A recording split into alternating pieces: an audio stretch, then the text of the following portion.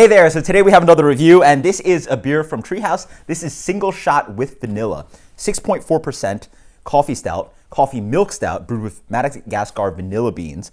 And people sometimes ask me what a milk stout is.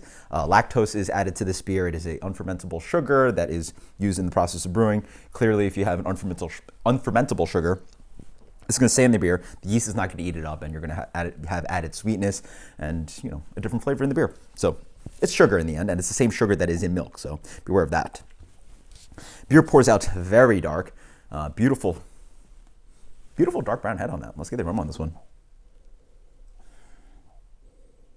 I'm getting a little hint of some dark fruits. It smells very decadent. There's a beautiful sweetness in there.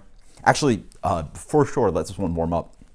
I had a can before, a few days ago, and it really needs to warm up. It smells very beautifully chocolatey. Has a really wonderful sweet kind of coffee note to it. There's some brown sugar, there's some sweetness. The first thing I can think of is something like, Oreo black cookies, just the cookies.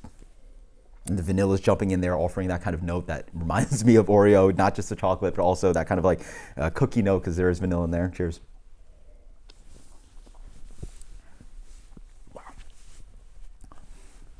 There's just so much flavor going on for 6.4%. The palate is just dragged all over and just keeps lingering on and on. It is a decadent beer at 6.4%. It would compare to something like the Trobom, which is 11%. So we're not talking about a beer that is as sludgy and big, and obviously it's sweet and all that stuff going on. But at 6.4%, you're getting all those beautiful, rich, sweet flavors and decadence, but with a lot more drinkability.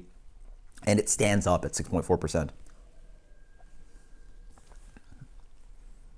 They call it maple brown sugar. Not quite sure what that means, but does have this kind of maple-y kind of note to it.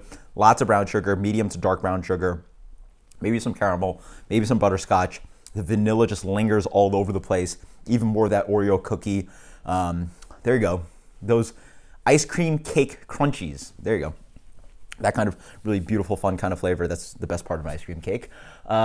You get a really nice kind of medium to medium plus kind of roast on this one, just beautifully integrated on. It doesn't smell or it doesn't taste like a sharp coffee beer.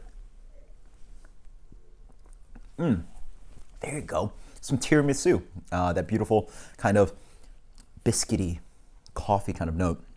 It's a luxurious beer, and the vanilla just lingers and lingers on. It resides with a nice kind of sweetness going down towards the finish, a little bit of acidity of the coffee and bitterness is sort of cut off on the finish, but in general, this beer stays very decadent.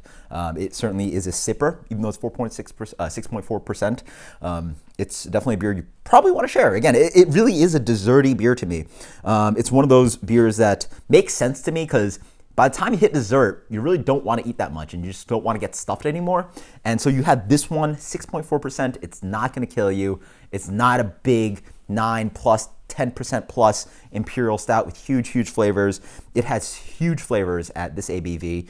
It's absolutely delicious. Nate, known for his incredible hoppy beers, but again, completely shines at the coffee stout range.